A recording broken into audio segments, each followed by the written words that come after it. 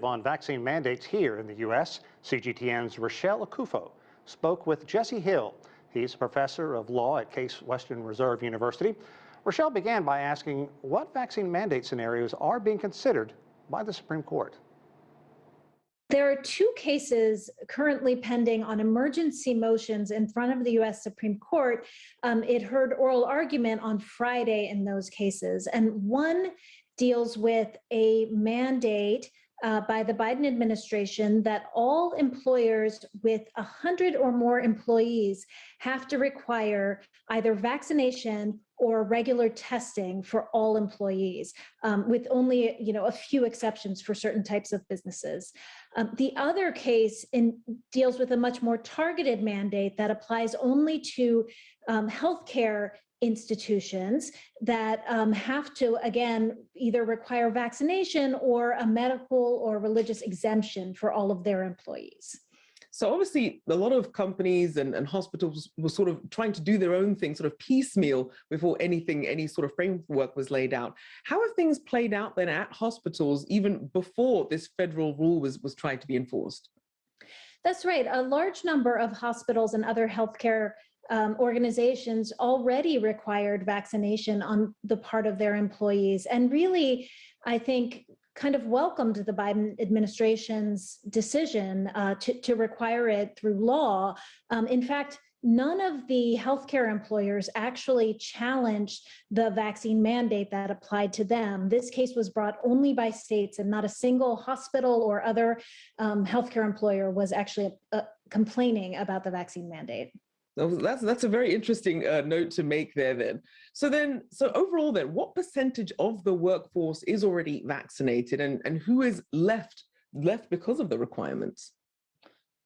Oh, well, I'm not sure what the numbers are exactly for what percentage of the workforce are fully vaccinated. I know that these two mandates together would affect roughly 90 million employees in the US that would then be subject to the vaccine mandate. But the reality of the vaccine mandate across the US is that it varies widely geographically in terms of what the actual rates of vaccination are. And as we look at private businesses, you mentioned that obviously a lot of these health companies didn't have a problem with some of these vaccine mandates. But as we look at private businesses, what's their response been to these mandates? There have been various responses. Some have required it, some haven't. They are all, as private entities, all of them are free to go ahead and require the vaccine if they would like to. Many of them include testing alternatives or exemptions for religious or health reasons. But I think many of them also do welcome these sorts of governmental mandates because it kind of gives them cover and lets them point to someone else's responsibility for placing this requirement on their employees. But yeah, it's not at all uncommon. My own employer has a vaccine mandate. We have a 98% vaccination rate at my place of employment. So it really is something that they absolutely have the power to do, but just some of them have more or less willingness to do so. And in terms of the pushback, is it more so about sort of not knowing the gray area about what you can and cannot ask of your employees, or perhaps some of these extra costs that are going to have to be factored in? If you're a small company and you have to pay for regular testing for those who perhaps don't want to get vaccinated, what do you think it might be coming down to? Right. I think it's it's a combination of a number of things. So one is certainly the cost.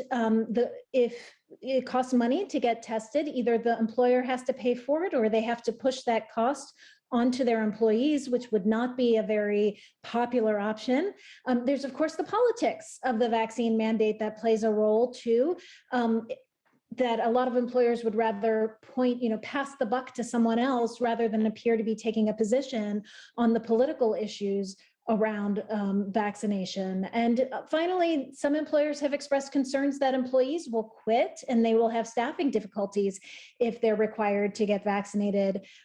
So far, studies have indicated that concern tends to be overblown, that by and large, the staffing loss is minimal when vaccine mandates are in place, but there is always that concern.